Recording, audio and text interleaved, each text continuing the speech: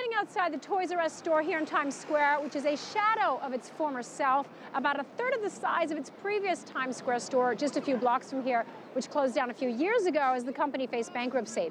Now, this store, which has been around for just 6 months, is likely to close as well. The company filed documents this week to begin the process of either selling or closing all of its U.S. outlets, that's roughly 800 of them, and liquidate existing merchandise in the stores.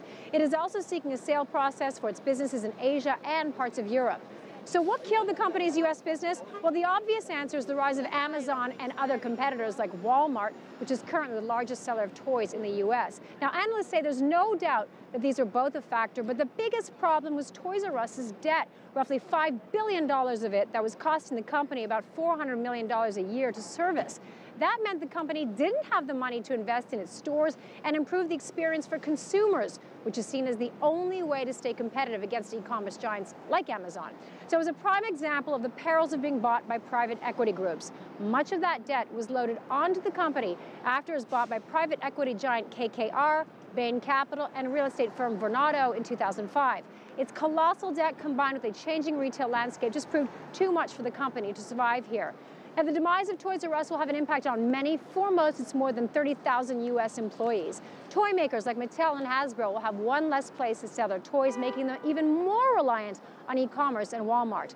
And it will also have an impact on the commercial real estate market. Not a lot of retailers have a need for the kind of space Toys R Us occupied.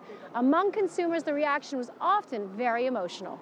Well, I grew up as a Toys R Us kid, so I'm heartbroken, but I mean, Amazon and all the big box stores are to blame, so we did it to ourselves. Well, I was kind of sad to see this go because I used to come here as a kid all the time. It's iconic. You don't want to lose something that's iconic. This is my childhood. It's always been, so I feel sad, I guess. Yeah, that's pretty much it. It sucks to see that it's closing, and I'm coming in today so I can share my memory with my friend. We have gone through lots of changes in the economy, and this is just another one bites the dust. Many also took to social media to voice their sadness and feelings of nostalgia. One tweeted, "Sad to hear that it's the end for Toys R Us. Such a shame for the staff being made redundant and the millions of children who won't get to experience the excitement of that place. Even when they're all gone, I'll always be a Toys R Us kid," wrote another.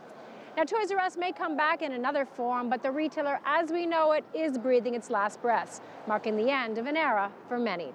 Karina Huber, CGTN, New York.